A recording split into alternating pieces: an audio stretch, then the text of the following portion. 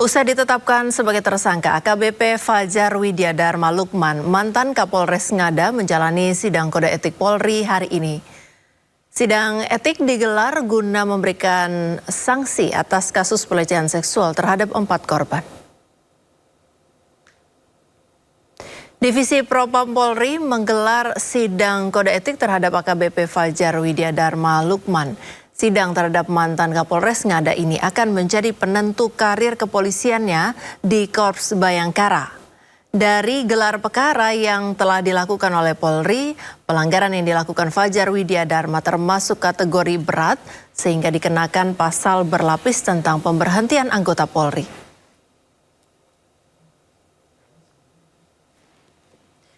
Sebelumnya, Mabes Polri berjanji akan menindak tegas AKBP Fajar Widya Dharma Lukman, ex-Kapolres Ngada, tersangka kasus kekerasan seksual terhadap anak di bawah umur. Polri menegaskan akan menegakkan hukum tanpa pandang bulu dan transparan. Tersangka diduga melakukan pelecehan seksual kepada 4 orang korbannya, di mana 3 diantaranya masih di bawah umur, berusia 6 tahun, 13 tahun, dan juga 16 tahun. Sementara 1 korban lain berusia 20 tahun. Selain diduga melakukan pelecehan seksual terhadap korban anak, tersangka diduga menggunakan narkoba dan merekam serta menyebarkan kegiatan asusilanya tersebut. Polisi telah melakukan pemeriksaan terhadap 16 orang saksi dalam peristiwa ini. Saya menyampaikan hasil dari penyelidikan pemeriksaan melalui kode etik dari Watprov, ditemukan fakta bahwa FLS telah melakukan pelecehan seksual dengan anak di bawah umur sebanyak 3 orang dan 1 orang usia dewasa. Antara lain, saya akan menyebutkan anak 1, anak 2, dan anak 3.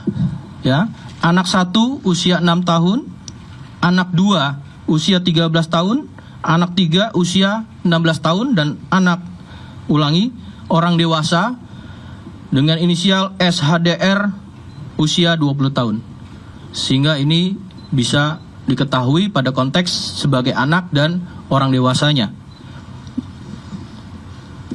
Kemudian tanggal 24 Februari 2025 ini sudah dilakukan penanganan perkaranya oleh Divpropam dan telah ditempatkan secara penempatan khusus. Nanti akan dijelaskan sejak kapan sampai dengan kapan oleh Karwatprov, dan langkah-langkah yang telah dilakukan yaitu pemeriksaan korban dan saksi-saksi yang sudah dilakukan pemeriksaan sebanyak 16 orang.